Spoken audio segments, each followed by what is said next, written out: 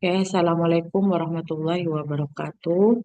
Perkenalkan, nama saya Najiatun, pengampu mata kuliah Bisnis Statistik, atau kita bisa sebut dengan mata kuliah Statistika.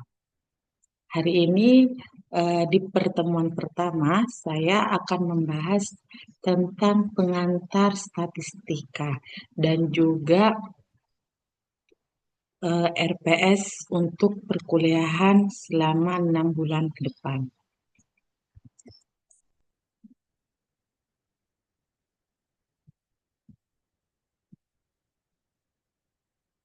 Oke. Di pertemuan pertama, yaitu hari ini kita akan membahas tentang pendahuluan. Di materi kedua itu ada tentang tabel distribusi frekuensi. Di materi ketiga itu ada materi tentang median modus. Di materi keempat itu kita akan membahas tentang konsep probabilitas. Yang kelima itu kita akan membahas tentang probabilitas discrete dan kontinu. Dan materi keenam itu metode sampling.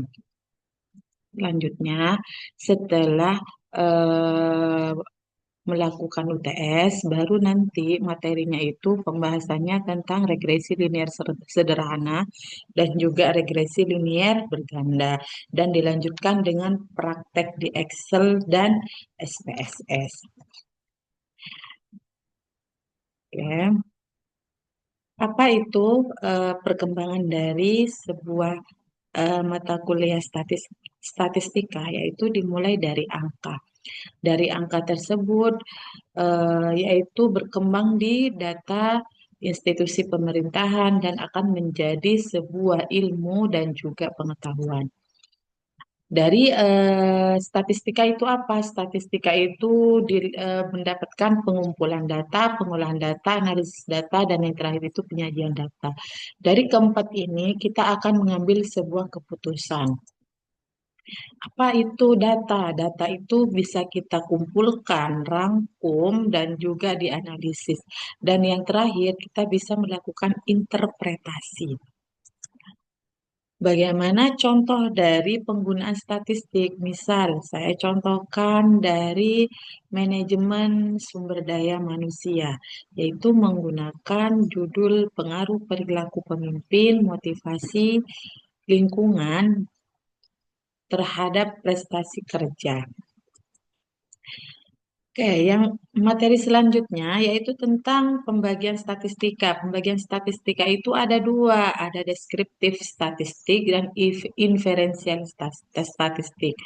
Untuk deskriptif statistik itu bisa kita dapatkan dari mengumpulkan data, yaitu melalui observasi, survei, dan juga eksperimen.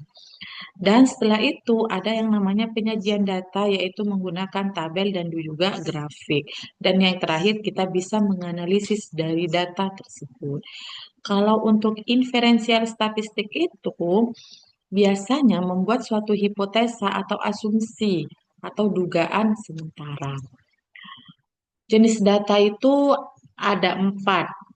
Jenis data berdasarkan sifatnya, cara memperoleh, sumber, dan juga cara penyusunan. Data dilihat dari sifatnya itu ada dua, ada data kuantitatif dan kualitatif. Yang kedua, bagaimana data dilihat dari cara memperolehnya, yaitu ada data primer dan juga data sekunder. Dan yang ketiga, untuk data sumber, yaitu dilihat dari data internal dan juga eksternal. Bagaimana data melihat dari cara penyusunannya, yaitu ada dilihat ada empat, yaitu data nominal, data ordinal, yang ketiga itu data interval, dan yang terakhir itu data rasio.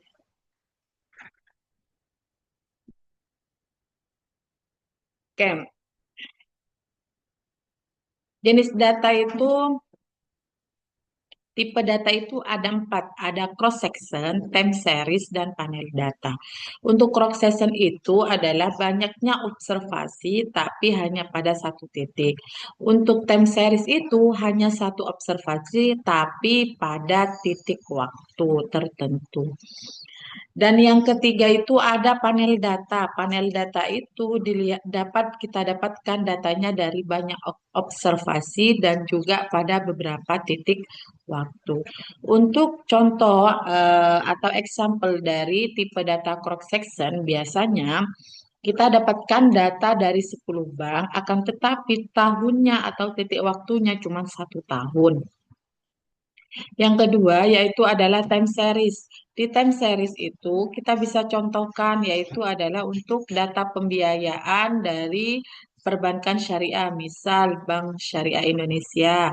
Akan tetapi titik waktunya itu banyak, dimulai dari 2000 sampai 2025. Untuk panel data yaitu penggabungan dari tipe data cross section dan juga time series. Ini untuk tugas di pertemuan kedua. Oke, sekian presentasi materi dari bisnis statistik. Wassalamualaikum warahmatullahi wabarakatuh. Waalaikumsalam.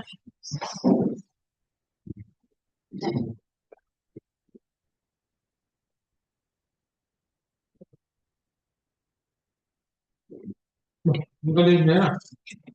Bisa enggak?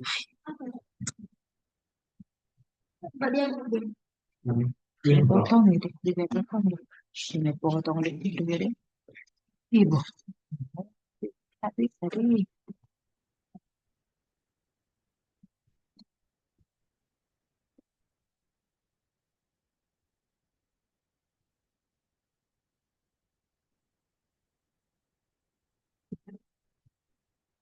Enak.